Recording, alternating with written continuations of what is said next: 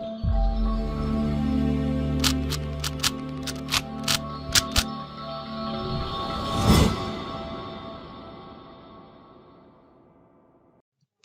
Guys, welcome to विवा classes part 2 let's continue, जिसमें हमने आपके साथ एक और नया सब्जेक्ट शुरू करा है, दैट इज इनकम टैक्स।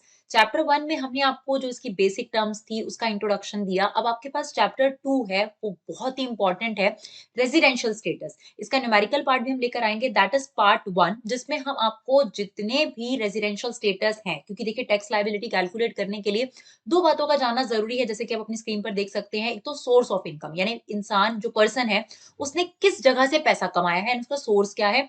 दूसरा ये जानना जरूरी होता है कि उसका रेजिडेंशियल स्टेटस क्या है। तो इस पर्टिकुलर वीडियो के अंदर हम आपको 4 पर्संस का रेजिडेंशियल स्टेटस बताएंगे। उसके बाद आप लोगों के लिए उसके लिए न्यूमेरिकल्स आएंगे, जो लास्ट ईयर एग्जाम्स में न्यूमेरिकल्स आए हुए हैं उनको लेकर हम वीडियो बनाएंगे, ताकि आप लोगों को रेजिडेंशियल स्टेटस के क्वेश्चन कैसे डील करने हैं वो क्लियर हो जाए। राइट। तो सबसे पहले हमारा आज का जो वीडियो है वो रेजिडेंशियल स्टेटस पर बेस्ड है।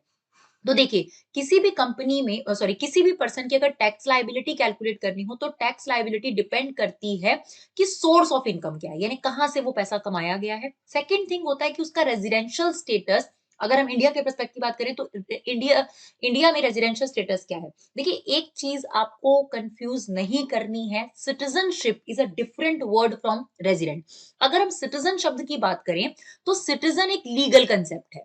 सिटीजनशिप एक लीगल कंसेप्ट है। इसके लिए या तो आपका बर्थ उस कंट्री में हुआ है, या आपने डॉक्यूमेंटेशन कंप्लीट करके सिटीजनशिप ली है, और जिस कंट्री के आप सिटीजन होते हैं वहां पर आपको वोटिंग राइट होता है।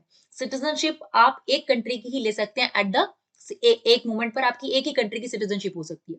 लेकिन जो रेजिडेंट वर्ड है या नॉन रेजिडेंट वर्ड है, ये इनकम टैक्स के पर्पज से आया है, और ये हर साल बदलता है।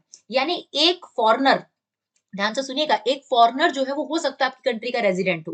तो बहुत सारे लोग रेजिडेंट को सिटीजन शब्द के साथ कंफ्यूज करते हैं। और ऐसा भी हो सकता है कोई इंडियन सिटीजन है, उसका जन्म इंडिया में हुआ है, लेकिन वो हमारे देश के लिए नॉन रेजिडेंट है। तो जो ये रेजिडेंशियल स्टेटस शब्द है ना, ये इनकम टैक्स के पर्पज से निकाला गया है कि कैसे चेक करा जाता है कि एक पर्सन रेजिडेंट है या नहीं। और सबसे मजेदार बात यह कि जो रेजिडेंशियल स्टेटस है वो हर ईयर कैलकुलेट करा जाता है। यानी एक इंसान अगर एक साल में रेजिडेंट है, तो नेक्स्ट ईयर में नॉन रेजिडेंट भी हो सकता है। लेकिन सिटीजनशिप की अगर बात करें तो सिटीजनशिप इतनी आसानी से नहीं बदलती है ना। अब इंडिया से अगर कोई लोग बाहर चले जाएंगे, तो इंडिया की सिटीजनशिप इतनी जल्दी से नहीं छोड़ सकते।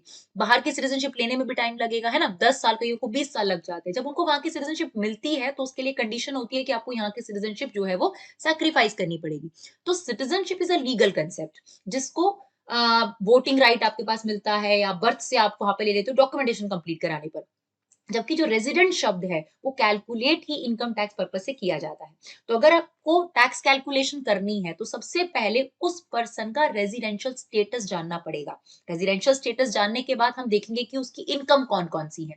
जब हमें रेजिडेंशियल स्टेटस पता लग जाएगा, तो हमारे पास पूरी लिस्ट है जिसमें बताया गया है कि इस पर्टिकुलर टाइप के रेजिडेंशियल स्टेटस में कौन कौन सी इनकम टैक्सेबल है, कौन सी इनकम टैक्सेबल नहीं है।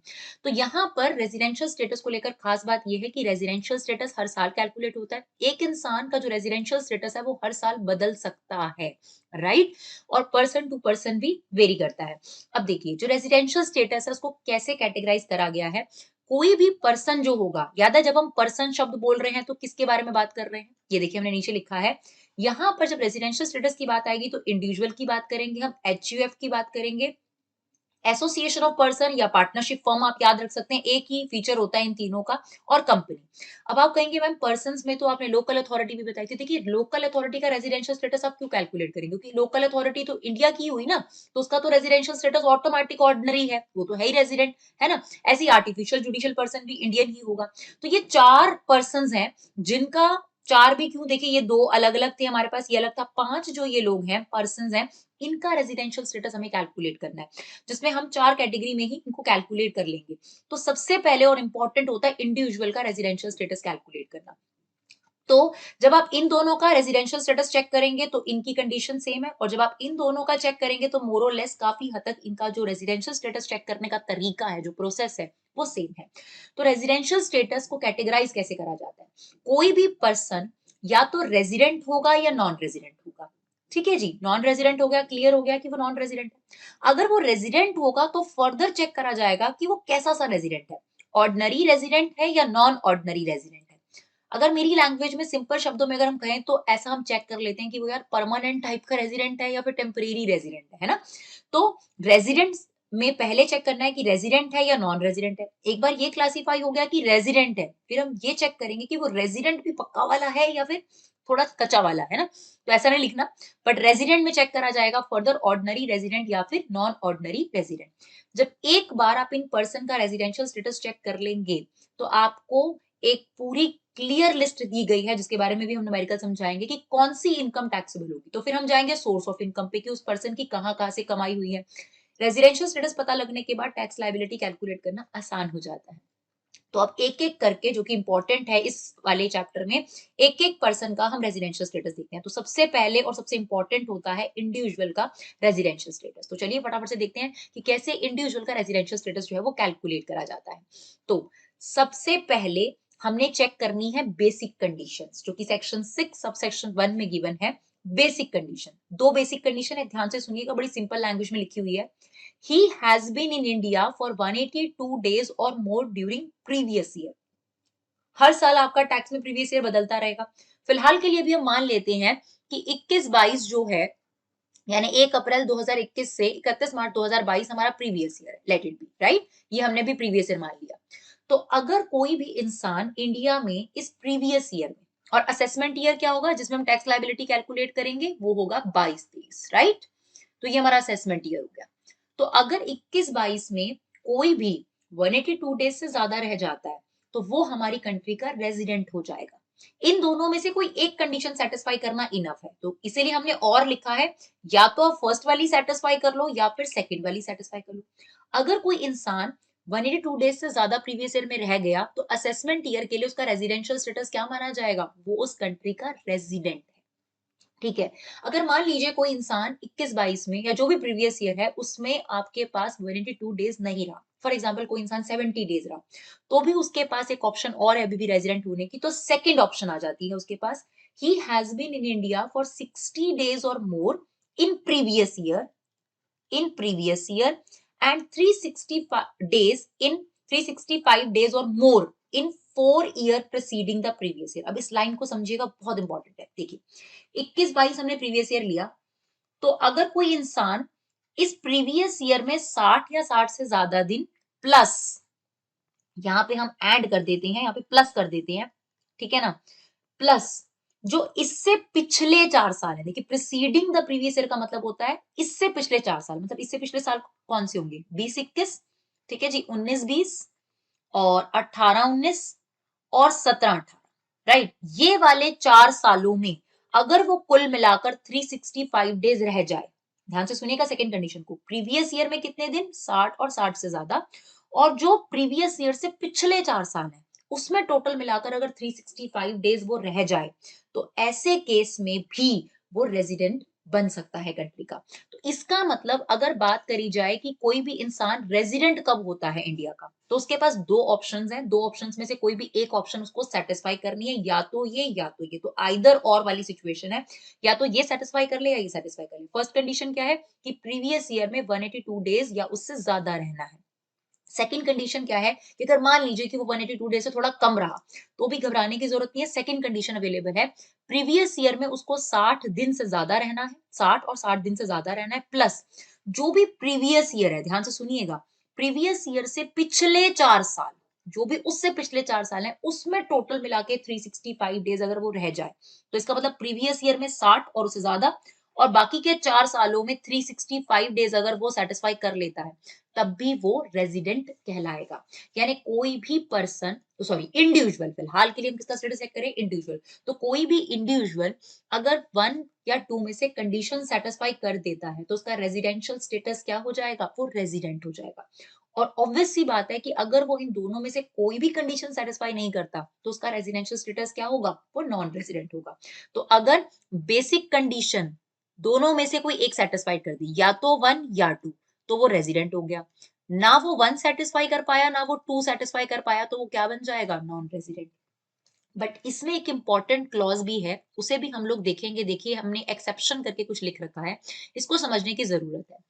ये जो बेसिक कंडीशन है जिससे ये पता चलता है कि इंडिविजुअल रेजिडेंट है या नॉन रेजिडेंट है, उसमें सेकंड कंडीशन को लेकर एक्सेप्शन है। यानी जो सेकंड कंडीशन है ये सबको अवेलेबल नहीं है, ये इन तीन लोगों को अवेलेबल नहीं है। अब ये तीन लोग कौन है? Citizen of India who lives India for the purpose of employment. अगर कोई इंडियन सिटीजन है या इंडियन ओरिजिन का पर्सन है, वो काम के लिए, एम्प्लॉयमेंट के लिए आउटसाइड इंडिया चला गया, तो उसका रेजिडेंशियल स्टेटस चेक करने के लिए कि रेजिडेंट है या नॉन रेजिडेंट है, ये चेक करने के लिए उसके पास सिर्फ फर्स्ट कंडीशन है, उसके लिए सेकंड कंडीशन अवेलेबल नहीं है। दूसरा, जो इंडियन शिप का क्रू मेंबर है, उसके लिए भी सेकंड कंडीशन नहीं अवेलेबल है, क्योंकि इन जनरल अगर आप बात करेंगे जो कमर्शियल शिप वगैरह भी होते हैं वो 6 मंथ अगर लैंड पर होते हैं, तो 6 मंथ वो आपके पास समुद्र में होते हैं। तो उसी कंडीशन को ध्यान में रखते हुए इनके लिए सेकंड कंडीशन अवेलेबल नहीं है। मतलब अगर ये तीन लोग जो हम बताएंगे, अगर ये फर्स्ट कंडीशन सेटिस्फाई करेंगे तो ही ये रेजिडेंट है, अदरवाइज नॉन रेजिडेंट है। मतलब आप कह सकते हैं इन तीन लोगों के लिए सिर्फ यही आपको दिख रहा है, ये आपके लिए बिल्कुल इनविजिबल कंडीशन है। तीसरा पर्सन कौन है? जो पर्सन सिटीजन ऑफ इंडिया, तीनों कंडीशन सिटीजन ऑफ इंडिया पे लगी हैं, ये तीनों के तीनों ही सिटीजन ऑफ इंडिया है। तो पर्सन ऑफ इंडियन ओरिजिन या citizen of India which reside outside India. अब वो बाहर ही रहता है, बाहर ही सब कुछ करता है, बाहर ही कमाता है, लेकिन इंडिया में सिर्फ विजिट करने आया है, सिर्फ घूमने फिरने आया है, तो ऐसे केस में भी उसको सेकंड कंडीशन से रेजिडेंशियल स्टेटस नहीं चेक किया जाएगा। Is it okay? तो अगर हमें ये चेक करना हो कि कोई भी इंडिविजुअल रेजिडेंट है या नहीं, कोई भी इंडिविजुअल, तो हम इन दोनों में से कंडीशन चेक करते हैं। अगर वो इंडिविजुअल फर्स्ट या सेकंड में से कंडीशन सेटिस्फाई कर दे, दोनों में से कोई भी एक, तो वो रेजिडेंट होगा। अगर दोनों में से कोई भी नहीं सेटिस्फाई कर पाता तो नॉन रेजिडेंट हो जाएगा। लेकिन इन तीन लोगों को ये फर्स्ट कंडीशन ही मिली हुई है, सेकंड कंडीशन उनके लिए अवेलेबल नहीं है। सिटीजन ऑफ इंडिया जो कि इंडियन शिप का क्रू मेंबर है, या फिर जो पर्पस के लिए, एम्प्लॉयमेंट पर्पस के लिए बाहर चला गया हमेशा के लिए, या फिर जो इंडिया से बाहर ही रहता है, अब वो बाहर ही रिसाइड करता है, लेकिन वो इंडिया में सिर्फ घूमने फिरने या विजिट करने आया है। राइट? अब देखिए, अगर आपने ये देखा कि कोई भी इंडिविजुअल जो है वो इन दोनों कंडीशन को सेटिस्फाई कर जाता है, कोई भी इंडिविजुअल है, फॉर एग्जांपल ए है, वो इन दोनों में से किसी एक कंडीशन को सेटिस्फाई कर जाता है, तो वो क्या बन गया? रेजिडेंट बन गया। अगर उसने दोनों में से कोई भी सेटिस्फाई नहीं करी तो वो नॉन रेजिडेंट हो गया। अब अगर वो रेजिडेंट है तो we have to further check, आगे भी हमें चेक करना है कि वो ऑर्डिनरी रेजिडेंट है या नॉन ऑर्डिनरी रेजिडेंट है। राइट? तो ऐसे केस में हम एडिशनल कंडीशन की तरफ आते हैं। यानी बेसिक से तो चेक हो गया कि वो रेजिडेंट है या नॉन रेजिडेंट है। अब और दो कंडीशंस है हमारे पास जिससे चेक होगा कि वो ऑर्डिनरी रेजिडेंट है, मतलब जनरली वो इंडिया का ही रहने वाला है, या नॉन ऑर्डिनरी रेजिडेंट है ना? सिंपल लैंग्वेज में हमने बोला टेम्परेरी और परमानेंट, पर लिखना नहीं, बस समझने के लिए याद रखना। तो एडिशनल कंडीशन में ये कंडीशन है कि दोनों ही कंडीशन सेटिस्फाई होनी चाहिए। राइट? बोथ। यानी अगर कोई इंडिविजुअल रेजिडेंट बन चुका है, अब अगर वो इन दोनों कंडीशन को सेटिस्फाई करता है, दोनों मैंडेटरी है, तो वो ऑर्डिनरी रेजिडेंट होगा। और दोनों में से कोई भी एक अगर सेटिस्फाई नहीं करता तो वो नॉन ऑर्डिनरी रेजिडेंट होगा। राइट? तो अब ये दो एडिशनल कंडीशन क्या है इनको भी देख लेते हैं। पर इतना याद रखना कि जो एडिशनल कंडीशन है उसमें प्रीवियस ईयर के बारे में बात नहीं हो रही होगी, प्रीवियस ईयर से पहले सालों के बारे में बात हो रही होगी। तो दोनों कंडीशन में आप देखेंगे preceding the previous year condition में लिखा हुआ है। तो देखिए फर्स्ट कंडीशन क्या है? He is resident of India for 2 out of 10 year preceding the previous year. अब क्या कह रहा है ये कि जो वो पर्सन है, राइट, इसको हम थोड़ा सा इरेज कर देते हैं क्योंकि हमें जगह की जरूरत है। तो ये क्या कह रहा है कि वो जो पर्सन होना चाहिए, राइट, वो पर्सन 10 सालों में, किसके बारे में बात कर रहा है? फिर से मैं आपको बता रही हूँ कि मान लेते हैं कि हमारा प्रीवियस ईयर 21-22 है, सॉरी 21-22 हमारा प्रीवियस ईयर है, इसके बारे में बात नहीं कर रहा है। एडिशनल कंडीशन में इसके बारे में आप बिल्कुल बात नहीं करोगे। इससे पिछले 10 साल, अब इससे पिछले 10 साल कौन से हो गए? ठीक है, आपके पास हो गया 20-21, 19-20, 18-19, ऐसे करके 10 साल ले लो। उन 10 सालों में उसका रेजिडेंशियल स्टेटस चेक करो। रेजिडेंशियल स्टेटस कैसे चेक करोगे? ये ही बेसिक कंडीशन है ना, वही चेक करो कि 182 डेज से ज्यादा रहा या नहीं रहा। चेक करके उन 10 सालों में किन्हीं भी 2 सालों में, यानी दो में से अगर 10 में से किन्हीं 2 सालों में उसका स्टेटस रेजिडेंशियल आ जाता है, रेजिडेंट आ जाता है, तो पहली कंडीशन हो जाएगी सेटिस्फाइड। ध्यान से समझिएगा, क्या चेक करना है? प्रीवियस ईयर नहीं, प्रीवियस ईयर हमारा कौन सा है? 21-22। इससे पिछले 10 साल ले लो, जैसे कि 20-21, 19-20 ये 2 मैंने बताए, ऐसे करके 10 साल लेने हैं आपने। इन 10 सालों में उसका रेजिडेंशियल स्टेटस चेक करो कि वो रेजिडेंट है या नहीं है। कैसे चेक करोगे? वही 182 डेज से ज़्यादा रहा या नहीं रहा, 60 डेज प्लस 365 रहा या नहीं रहा। अगर उन 10 में से किन्हीं भी 2 सालों में वो रेजिडेंट रहा, तो पहली कंडीशन हो जाएगी आपकी सैटिस्फाइड, राइट? दूसरी कंडीशन भी ऐसे ही है, प्रीवियस ईयर में बात नहीं कर रही। प्रीवियस ईयर से पिछले 7 साल, पिछले 7 सालों में टोटल मिलाकर अगर वो 730 दिन रह जाए, यानी 730 डेज और मोर रह जाए, तो वो सेकंड कंडीशन को भी सेटिस्फाई कर देगा। और जब कोई भी रेजिडेंट फर्स्ट कंडीशन भी सेटिस्फाई कर दे, सेकंड कंडीशन भी सेटिस्फाई कर दे, तो वो बन जाता है ऑर्डिनरी रेजिडेंट ऑफ इंडिया। अगर वो इन दोनों में से एक भी सेटिस्फाई ना कर पाए, तो वो बन जाएगा non ordinary resident of India. अब जब हम न्यूमेरिकल कराते हैं तो बच्चों को फर्स्ट वाली में थोड़ी सी दिक्कत आती है, तो हम यही कहते हैं कि आप सबसे पहले ना क्वेश्चन में सेकंड चेक कर लो, क्योंकि अगर वो सेकंड नहीं सेटिस्फाई कर रहा होगा, तो वैसे भी वो नॉन ऑर्डिनरी रेजिडेंट ही होगा, क्योंकि ये आसान है चेक करना कि वो प्रीवियस ईयर को छोड़कर जो पिछले 7 साल है उसमें 730 डेज रहा या नहीं रहा, है ना? वो चेक करना ज्यादा आसान है। तो ये आपके पास पूरा का पूरा रेजिडेंशियल स्टेटस है इंडिविजुअल का, जो सबसे बड़ा है, क्योंकि अगर ये समझ में आ गया तो बाकी का तो बहुत आसान है, राइट? तो क्या है आपके पास? अगर आप इंडिविजुअल की बात करते हैं, तो इंडिविजुअल का रेजिडेंशियल स्टेटस कैसे चेक होगा? सबसे पहले हम बेसिक कंडीशन देखेंगे। अगर कोई भी बेसिक कंडीशन को सेटिस्फाई कर जाए, जो बेसिक कंडीशन हमारे पास है, अगर वो इन बेसिक कंडीशन को सेटिस्फाई कर जाए, क्या जरूरत है? 1 या फिर 2 में से कोई भी बेसिक कंडीशन सेटिस्फाई कर दे। अगर वो ये सेटिस्फाई कर देता है 1 या 2 में से, जिसके लिए हमने 2 का एक्सेप्शन बताया, तो वो रेजिडेंट हो जाएगा। और अगर वो नहीं सेटिस्फाई करता, तो क्या बन जाएगा? नॉन रेजिडेंट बन जाएगा, राइट? अगर एक बार ये तय हो गया कि वो रेजिडेंट है, तो अब हमें चेक करना है कि वो ऑर्डिनरी रेजिडेंट है या नॉन ऑर्डिनरी रेजिडेंट है। उसके लिए हम जाएंगे एडिशनल कंडीशन पर। अगर वो दोनों की दोनों बोथ एडिशनल कंडीशन सेटिस्फाई करता है, तो वो बन गया ऑर्डिनरी रेजिडेंट। और अगर इन दोनों में से एक भी छूट जाती है, तो वो बन जाता है नॉन ऑर्डिनरी रेजिडेंट। तो I hope residential status of individual is clear. चलिए अब देखते हैं एचयूएफ का। बाकी सबका कंपैरेटिवली बहुत आसान है, तो आप इनके नोट्स बनाइए, इनको थोड़ा-सा मेमोराइज़ करिए, उसके बाद आप न्यूमेरिकल करेंगे। अगर आप बीकॉम पास की बात करें या बीकॉम ऑनर्स की बात करें, आप अपने एग्जामिनेशन पेपर्स उठा के देखिए, लास्ट ईयर पेपर, इस चैप्टर पे ज़रूर आपको क्वेश्चन मिलेगा, ज़रूर मिलेगा। थ्योरी, न्यूमेरिकल्स या कहीं पे भी आप बात करें, तो ये बेसिक है जिसको आपको इनकम टैक्स के लिए ज़रूर सीखना है, राइट? फिर आता है एचयूएफ। एचयूएफ में जो मेन होता है वो कर्ता होता है। कर्ता कौन होता है? जो एल्डेस्ट पर्सन होता है उस फैमिली के अंदर, उसी पर सारी जिम्मेदारी दी जाती है और उसी के नाम पर जो है सारी रिकॉर्डिंग होती है, तो उन्हीं का स्टेटस चेक करा जाता है, राइट? तो रेजिडेंशियल स्टेटस ऑफ एचयूएफ, कर्ता का अगर हमें स्टेटस चेक करना है, या आप कह सकते हो एचयूएफ का अगर रेजिडेंशियल स्टेटस चेक करना है, तो कैसे चेक करा जाता है? तो रेजिडेंट कब माने जाते हैं और नॉन रेजिडेंट कब माने जाते हैं? बहुत सिंपल सी लैंग्वेज है, इसमें कोई बेसिक कंडीशन नहीं है, है ना? तो जो इंडिविजुअल में बेसिक कंडीशन थी, यहाँ पर नहीं है। उस बेसिक कंडीशन की जगह यहाँ सिंपल सी कंडीशन है, अगर कंट्रोल एंड मैनेजमेंट पार्टली या होली इंडिया में है। मतलब क्या हुआ? इसका समझ नहीं आया। एक एग्जांपल के तौर पे जो करता है, वो पूरे तरीके से इंडिया में रहते हैं, सारी मीटिंग्स भी इंडिया में होती है, तो ये हो गया पूरा कंट्रोल इंडिया से ही हो रहा है उस बिजनेस का, राइट? पार्टली का मतलब क्या हुआ? एचयूएफ रहते तो बाहर है, मतलब जो करता है या करता के जो मेंबर्स हैं, इन जनरल वो बाहर ही रिसाइड कर रहे हैं, इंडिया से बाहर है। लेकिन जो बिजनेस मीटिंग्स होती हैं, जो बिजनेस के डिसीजंस होते हैं, उनको लेने के लिए वो इंडिया में ही आते हैं और यहीं की मैनेजमेंट के साथ डिस्कस करके डिसीजन लेते हैं। तो उसको बोलते हैं पार्टली इंडिया के अंदर है। अगर पूरे तरीके से वो बाहर रहते हैं, सारी मीटिंग्स भी बाहर होती हैं, सब कुछ बाहर से ही डिसाइड होता है, तो बोला जाएगा कि जो कंट्रोल एंड मैनेजमेंट है वो होली आउटसाइड इंडिया है। तो अगर पार्टली कंट्रोल भी इंडिया से होगा, पार्टली कंट्रोल भी इंडिया से होगा, यानी जो मैनेजमेंट है या तो वो यहाँ पर है एचयूएफ की, या फिर जो एचयूएफ के हेड हैं या मेंबर्स हैं वो यहाँ आकर मीटिंग्स वगैरह करते हैं, तो ऐसे में बोला जाएगा कि पार्टली कंट्रोल इंडिया में है। और अगर एचयूएफ रहते ही इंडिया में है, पूरी फैमिली यहाँ है, करता भी यही है, सब कुछ यहीं से कंट्रोल हो रहा है, तो बोलेंगे होल कंट्रोल इंडिया। तो अगर पार्टली कंट्रोल भी इंडिया से हो और पूरा कंट्रोल अगर इंडिया से हो, तो वो एचयूएफ कहलाता है रेजिडेंट। लेकिन अगर पूरा का पूरा कंट्रोल, ध्यान से सुनिएगा, पूरा का पूरा कंट्रोल आउटसाइड इंडिया में हो, क्योंकि जो एचयूएफ है फर्म है और कंपनी है, इनमें थोड़ा कंफ्यूजन आपको रहेगा, ठीक है ना? तो एचयूएफ का और फर्म का आपको सेम मिलेगा, लेकिन कंपनी का यहाँ थोड़ा डिफरेंट मिलेगा। तो ध्यान से सुनिएगा, जब हम एचयूएफ की बात कर रहे हैं, तो रेजिडेंशियल स्टेटस में पार्टली कंट्रोल इंडिया में हो या होली कंट्रोल इंडिया में, वो रेजिडेंट बन जाएगा। सिर्फ एक ही कंडीशन है, जब पूरा कंट्रोल बाहर है तभी वो नॉन रेजिडेंट है। ठीक है जी। अब जो करता होता है, क्योंकि वो इंडिविजुअल की तरह ही होता है, तो जब वो रेजिडेंट बन जाएगा, तो फिर से चेक करा जाएगा कि वो ऑर्डिनरी रेजिडेंट है या नॉन ऑर्डिनरी रेजिडेंट है। अब इसके लिए आपको कुछ और याद करने की ज़रूरत नहीं है।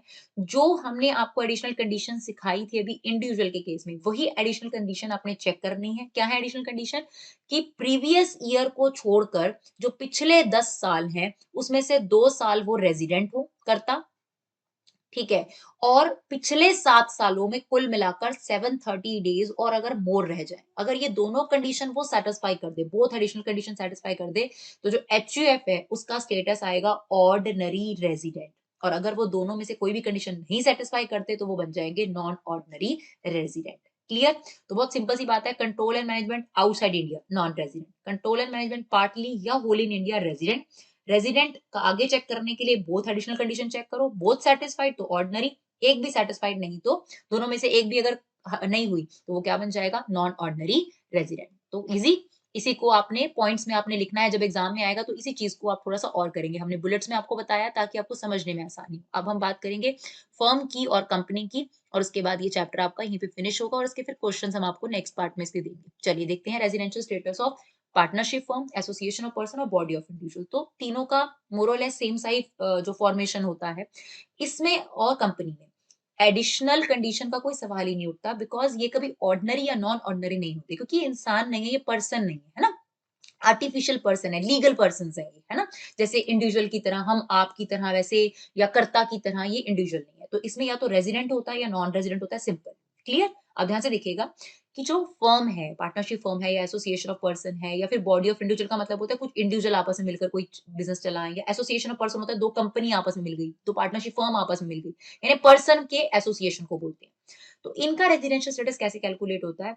अगर कंट्रोल एंड मैनेजमेंट सेम वही है जो भी एचयूएफ में था, अगर कंट्रोल एंड मैनेजमेंट पार्टली और होली इन इंडिया है, थोड़ा बहुता भी या पूरा अगर इंडिया में है, तो वो जो फर्म है, एसोसिएशन ऑफ पर्सन है या बॉडी ऑफ इंडिविजुअल, वो इंडिया का रेजिडेंट कहलाएगा। और अगर पूरा कंट्रोल बाहर है, सिर्फ इसी कंडीशन में पूरा कंट्रोल बाहर है, तो ही नॉन रेजिडेंट। और मैंने आपको पार्टली के बारे में भी बताया। अब मान लीजिए कि जो पार्टनर्स हैं, उसमें सारे पार्टनर इंडिया में रहते हैं, यहीं पे सारी मीटिंग्स होती हैं, तो वो क्या हो गया? Holi control India. अब मान लीजिए 5 में से जो है 4 पार्टनर बाहर रहते हैं, लेकिन 1 पार्टनर इंडिया में है, वो सारा डिसीजन करता है, मीटिंग्स वगैरह अरेंज करता है, तो पार्टली कंट्रोल इंडिया में हो गया। तो अगर पार्टली कंट्रोल भी इंडिया में है, ठीक है? बहुत ज़रूरी नहीं है आप ऐसा सोचो कि बहुत सारा कंट्रोल, मतलब यार देखो 5 में से आपको मैंने क्या बोला, सिर्फ 1 पार्टनर इंडिया में है, तो भी कोई दिक्कत नहीं है, ये पार्टली ही माना जाएगा। कहीं पर हाफ तो नहीं लिखा हुआ ना कि भाई नहीं 3 पार्टनर यहाँ होने चाहिए थे, या ज़्यादा पार्टनर इंडिया में होने चाहिए थे, नहीं। अगर एक पार्टनर भी 5 पार्टनर में से इंडिया में है और डिसीजंस यहाँ ले रहा है, तो ये माना जाएगा पार्टली कंट्रोल इंडिया से हो रहा है। तो उसका स्टेटस क्या होगा? रेजिडेंट। सिर्फ एक ही कंडीशन है, जब कंट्रोल पूरे तरीके से आउटसाइड इंडिया, यानी सारे पार्टनर बाहर हैं, सारे डिसीजंस वहीं हो रहे हैं, मीटिंग्स वहीं हो रही हैं, सब चीजें वहीं से करी जा रही हैं, कंट्रोल पूरा बाहर है, तभी वो क्या कहलाएगा? नॉन रेजिडेंट उसका स्टेटस कहलाएगा। सिमिलरली कंपनी है, लेकिन एक चीज याद रखना, अभी जो ये कंट्रोल एंड मैनेजमेंट वाली बात आ रही है, ये तीनों में थी, एचयूएफ में भी थी, फर्म में भी थी, कंपनी में भी थी, बट एक डिफरेंस मिलेगा आपको कंपनी में, ध्यान से उसको देखना और डिफरेंस करना। अब कंपनी का भी रेजिडेंशियल स्टेटस क्या होगा? या तो वो रेजिडेंट कंपनी होगी या वो नॉन रेजिडेंट कंपनी होगी। रेजिडेंट कंपनी के लिए सिंपल सी 2 कंडीशन है, ठीक है? या तो उसका रजिस्ट्रेशन, यानी बर्थ जो है, बर्थ सर्टिफिकेट जो है वो इंडिया में हुआ, ओरिजिन कहाँ हुआ? वो इंडिया में हुआ, रजिस्टर्ड इंडिया में हुई हो, सिंपल सी बात है, तो वो रेजिडेंट कंपनी कहलाएगी। या पूरा कंट्रोल इंडिया में हो। कुछ समझ में आया? आपने एचयूएफ जो पढ़ा या फर्म पढ़ा, उसमें बोला था पार्टली और होली कंट्रोल इंडिया में, यानी पार्टली कंट्रोल भी इंडिया में होता था तो उसे रेजिडेंट मान लेते थे, लेकिन कंपनी के केस में ऐसा नहीं है। कंपनी के केस में पूरा कंट्रोल इंडिया में होगा, तभी उसे रेजिडेंट कंपनी माना जाएगा। Is it okay? Clear? Difference clear? अब जो नॉन रेजिडेंट है, वो ऑब्वियसली इसका अपोजिट हुआ। जिसका पार्टली कंट्रोल अगर बाहर हो जाए या फिर होल कंट्रोल बाहर हो जाए, वो नॉन रेजिडेंट हो गई, या जिसका रजिस्ट्रेशन इंडिया में नहीं हुआ। तो ये थे आपके पास 4 इंपॉर्टेंट स्टेटस जो एग्जामिनेशन पर्सपेक्टिव से बहुत इंपॉर्टेंट है। इनके नोट्स बनाइए, इन्हें मेमोराइज करिए, और फिर नेक्स्ट पार्ट में हम आपके पास इनके क्वेश्चंस लाएंगे। अगर आपको हमारी वीडियो यूजफुल लगे तो अपना कीमती समय निकाल कर इन्हें शेयर जरूर करिए, अपने वैल्यूएबल फीडबैक दीजिए। Thank you so much guys for love and support, keep supporting विवा क्लासेस।